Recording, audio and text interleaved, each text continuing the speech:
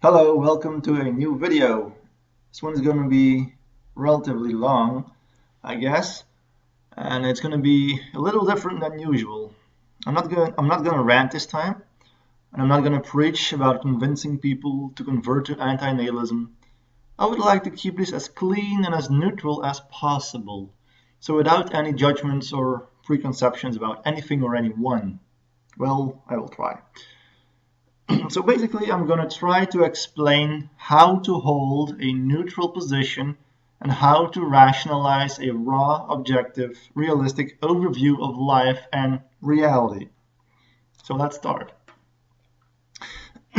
You can pick any statement or ideology or philosophy or religion, theory, belief, idea, group, organization, country, race, gender, political or economical view, just almost anything you can think of, and all of those will be susceptible to agreement or disagreement.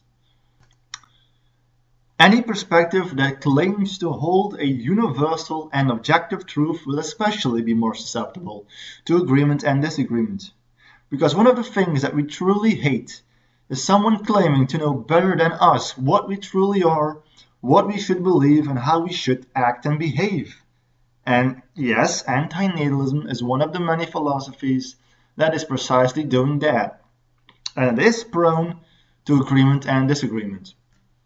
Now, to me personally, so based on my subjective perspective, anti-natalism is the best theory out there because the only thing anti-natalism wants is absolute stability. And it seems very plausible to achieve this by eradicating all life, by persuading people to stop procreating so that there's zero chance to inflict any possible conflict or instability. But obviously, that will evoke a lot of opposition among many people who are against anti-natalism. And as a result, more instability will rise, or at least a new form of instability, while the point is to achieve total stability. So whichever way you look at it, there will always be a lot of people who will hate and fight anti-natalists. And there will always be anti-natalists who will hate pro-natalists. And there will always be theists who will hate atheists and vice versa. And there will always be vegans who will hate meat eaters and vice versa. And there will always be the left wing who will hate the right wing and vice versa, etc., etc., etc. All the people who will cling to any type of belief, religion, philosophy, or ideology will always express their honest opinion. They will come up with the best arguments to defend their belief, and what they ultimately want is to persuade and convince the masses of their belief. The more people that will agree with their belief, the more stability they will create, because that is also what every type of belief wants to achieve. It wants to persuade more people of their belief to create more agreement and stability. And anyone who doesn't apply to their belief will cause a form of instability.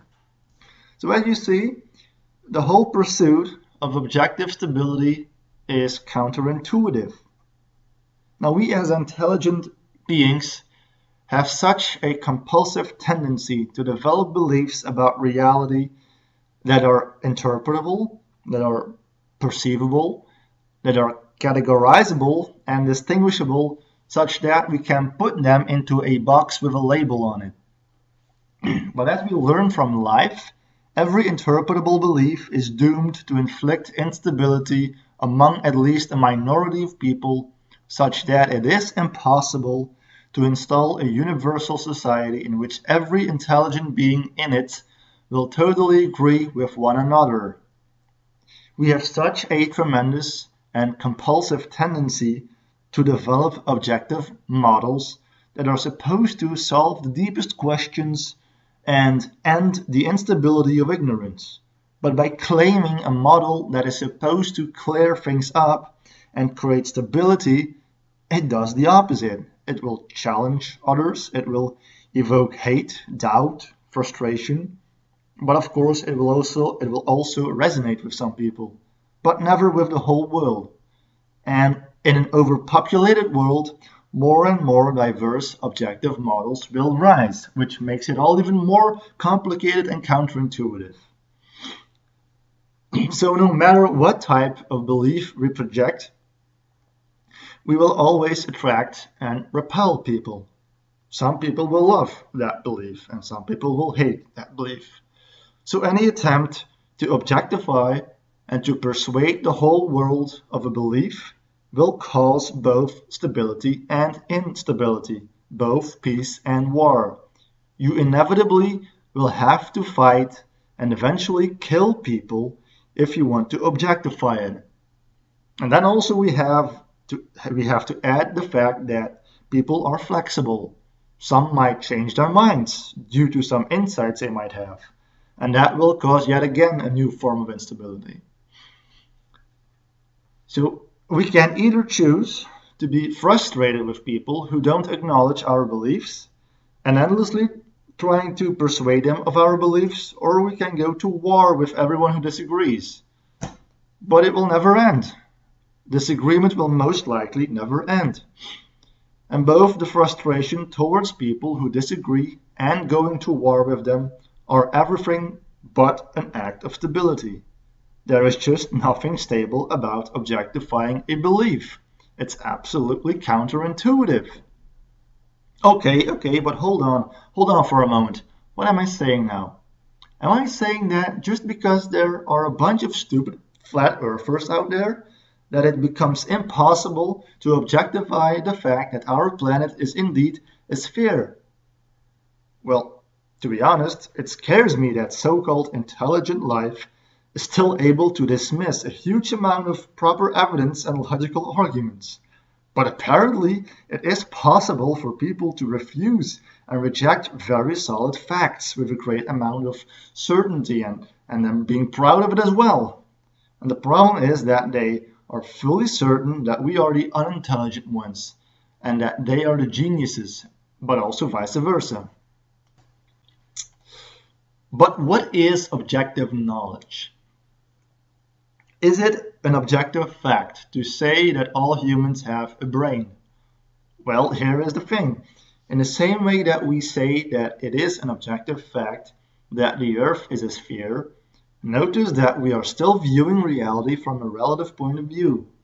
We are always viewing reality from a particular scale, a particular angle, in a particular moment in time, from a particular point in space. And there are many other factors that have an influence on the relativity of our perception.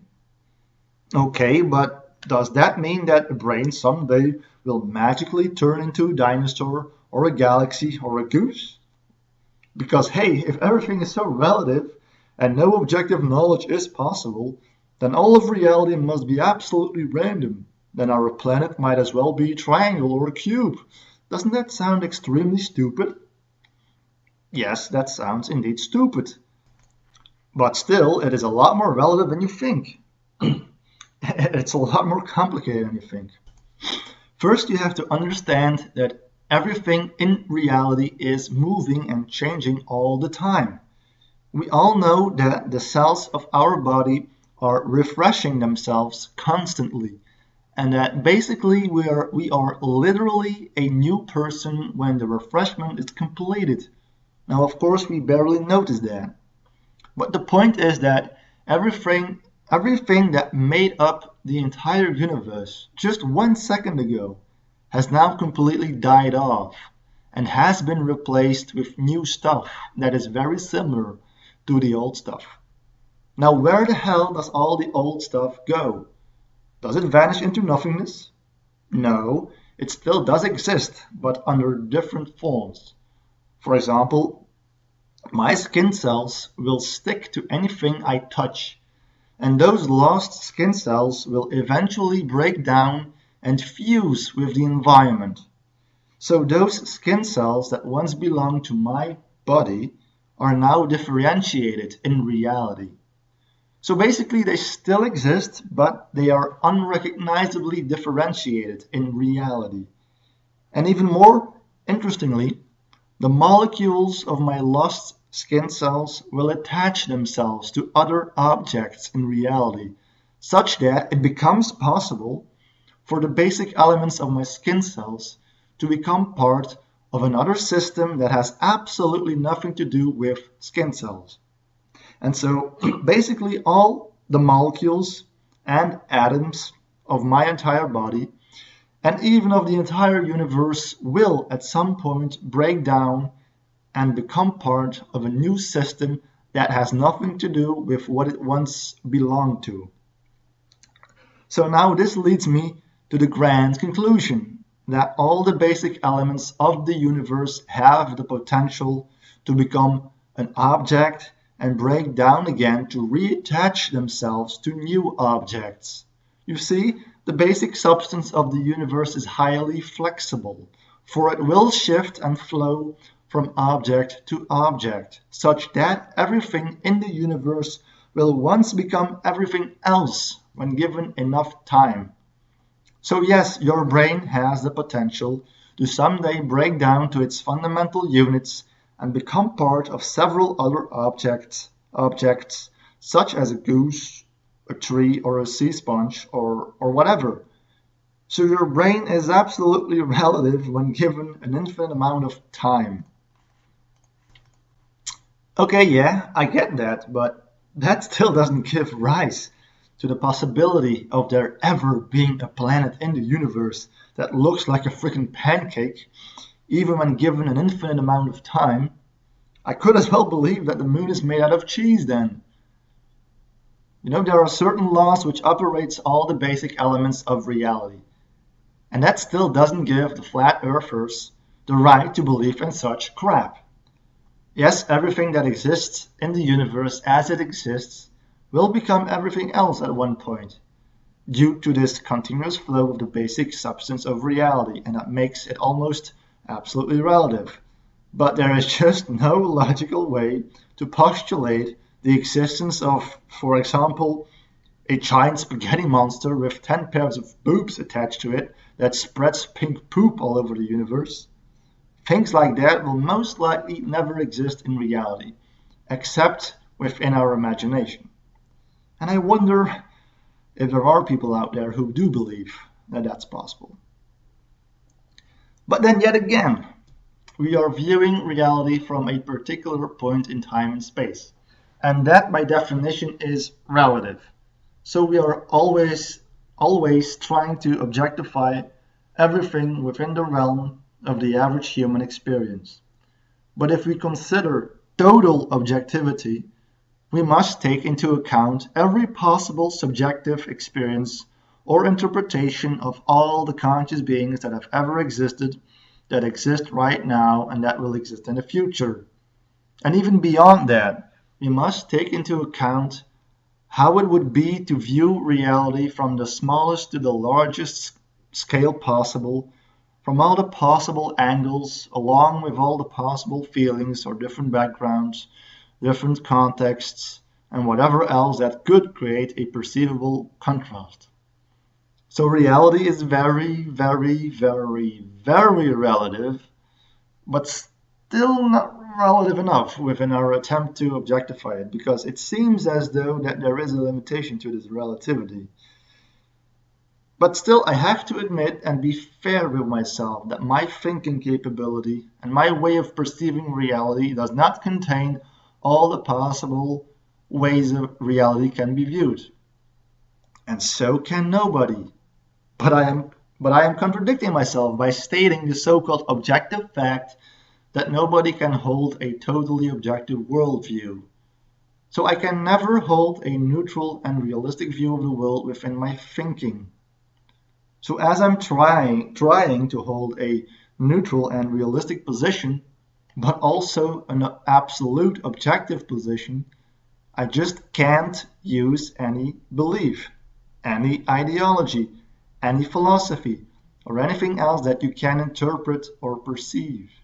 I can't use anything that stands in contrast with your belief, for I will potentially cause instability, and that will be a counterintuitive act of what I'm really trying to convey, which is absolute stability.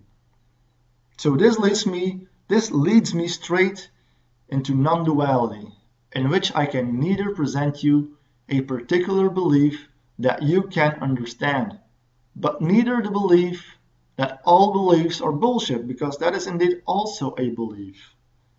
In other words, no objective model of reality is possible when you throw out a interpretable / susceptible to disagreement model out into the public. The world is just too diversified with beliefs, with points of view, with different levels of intelligence, with different levels of consciousness, etc. And this enormous variety will only continue to grow as we think it is necessary to create as many interpretable thinking models as possible. But the relativity of agreement and disagreement will therefore become endless, and we will never ever have a true objective model of reality. That is again why the best objective model is a non-dual model, which is totally uninterpretable, totally invisible, and totally non-existent. And there are two ways to achieve this. You either sit down and you force yourself to stop your compulsive thinking that wants to objectify reality. In other words, you should start to meditate and pursue total ego death. Or you should physically die right now. But yeah, if I present these two possibilities to the whole world, obviously the majority will disagree with me. They will disagree with both options. So there is only one option left, which is the most realistic one. To achieve this objective and absolute stability, we will just have to wait until all life will go extinct, such that all the thinking beings who ever try to come up with objective models will all cease to exist. And in the meantime, we will just continue to throw out more thinking about reality and express whatever we think is right, along with all the potential agreement and disagreement. Even though all of it is counterintuitive, that's what life is. We are supposed to endlessly compete with each other and never achieving absolute objective stability. Only subjective and relative stability and instability, which is, objectively speaking, absolute instability. And finally, whether you agree with me or not with this video, it doesn't matter, because the point of this video is neither to agree nor disagree with me. The point of this video is to present you the impossible neutrality by claiming the uninterpretable objective stability through the medium of interpretable instability. And in fact, if you really understood my message, then theoretically the comment section should remain empty, and there should be 0 likes and dislikes. Only the ones who didn't understand it will express their contrasting opinions, so that the empty stability will become unstable. But hey, whatever, you can do whatever the hell you want. This is live, after all. All of it is absurd and counterintuitive. Alright, that's it for now. You will see me in my next video, or at least you will hear me in my next video. So, bye!